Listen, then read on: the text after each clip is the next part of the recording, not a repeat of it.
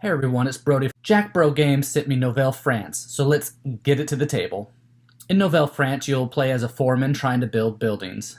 The summers are short, so you'll need to build these buildings as fast as you can before the snow comes for winter. The foreman who does the best work will become the royal engineer and be responsible for building all the buildings across Nouvelle, France. To set up, you will place the game board in the center of the table.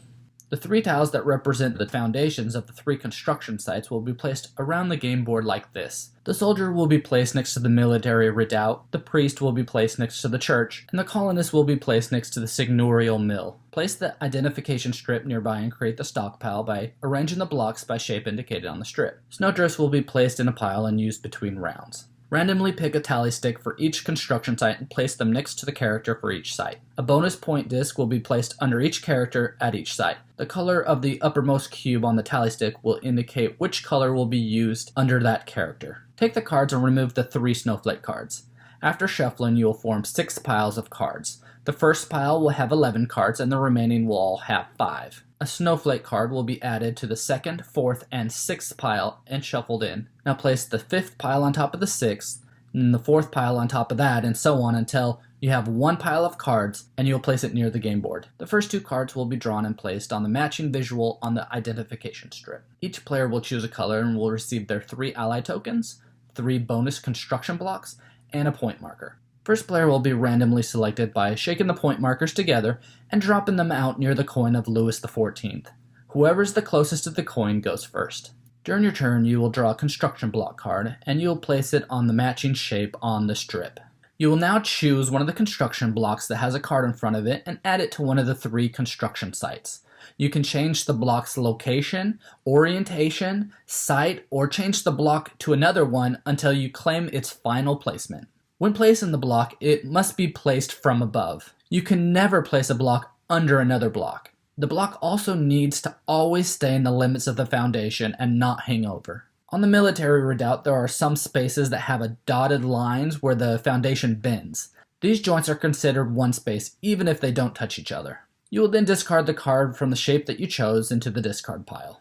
You will score points according to how your block was placed. You get 1 point for each color cube of your color on the newly placed block. Additionally, you get a point for each cube of your color already in place linked to the newly placed cube. These cubes will need to actually be touching side by side from the new block placed. You will then move your point marker forward the number of points that you gained. The next player will then have their turn and begins by drawing a card. 3 times during the game, someone will draw a snowflake card. Right when this happens, the Snowstorm Phase occurs, and players will gain points.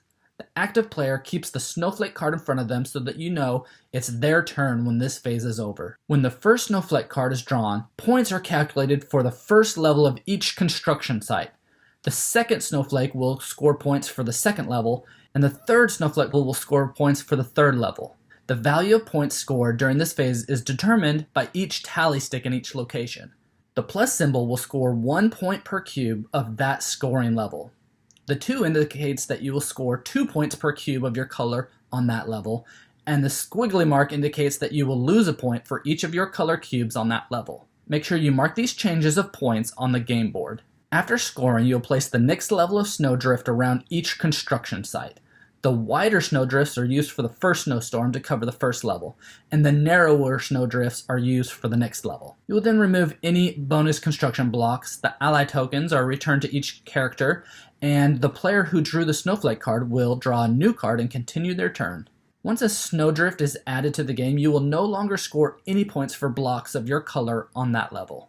Whenever a building is completed by covering the last space of the foundation seen from above, the player who finished the building gets the character associated with that site. At the end of the game, that player will receive the points associated with each character standee they received. Also, you should know that you can place your bonus construction blocks to receive more points.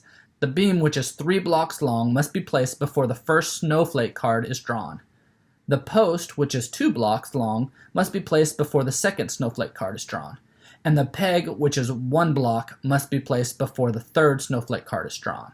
Also, when playing the game, you can use one of your 3 ally tokens that you started with. When you play one of these tokens, you will flip it face down to show that you've used it, and you can reuse it again later after a new snowflake card is drawn. You cannot use the ally tokens when calculating the points for a level after a snowflake card has already been drawn. The King's Ward token can be used to double your points during that turn. The Fur Trader is used to receive points during another player's turn, equal to half the number of the points that they received that round. If that player used the King's Ward token, the additional points are not included in that calculation. And only one Fur Trader can be used per turn, so only the first player that shouts "Fur Trader" will be able to use it that turn. The last token is the First Nation people. This lets you secretly draw the top card on the deck and exchange it, if you would like, with any of the 3 face-up cards on the strip. After the third and last snowflake card is drawn, players will complete the round to the first player who started the game. Points are awarded like other rounds, and players who have a character will score points indicated on the base. The player with the most points is the winner of the game. Yeah, so what this game does good is the rules are very straightforward, and it's easy to understand what to do and how to make points in the game. The hard part is making the decision of which block that you need to place and where to place it. I like how you have many options, and it's hard to really know which move will be the best without knowing what will happen in the future. You're able to choose one of 3 different shapes, and you're able to choose one of 3 different locations to place it. And you're able to choose how to orientate that block to either score you the best double points, hopefully, or to orientate it to give the leader negative points by placing their color on the level that gives them negative points. No one will avoid getting negative points in the game, but you can minimize it by the way that you place the block. You can also always take advantage of scoring on the double point level whenever possible so that you can score more points. I like how in the game, usually all the players will focus on the site at the beginning where the double point or the 2 point, because after the first snowflake card is drawn, no more points will be awarded on that level. So after the first one, everyone will focus on the site that has the 2 in the middle of the tally stick. And then on the last round, everyone is going to be focusing on the site where the 2 is on the top of the tally stick to score points. But you also can be sneaky, and you can start building on the other sites before they get there, and that way your double points on those levels will be just scored later. You'll decide on whatever strategy you want to do by whatever blocks you have available to choose from, but know that there's kind of a base way of what a lot of people are trying to do, but you can be strategic and go outside the box and still do well in the game. The game doesn't take all that long to play, and you can get to a point where your moves can really either set up a real nice move for another player or hurt another player by stopping their connections and also giving them negative points during the Snowstorm Phase. I will warn you that sometimes players will start taking longer and longer turns to figure out what the best move is for them, and the rules will allow that they can place a block and then remove it and orientate it differently and even put it back and change it out to a different block. And so this sometimes can add a little more time.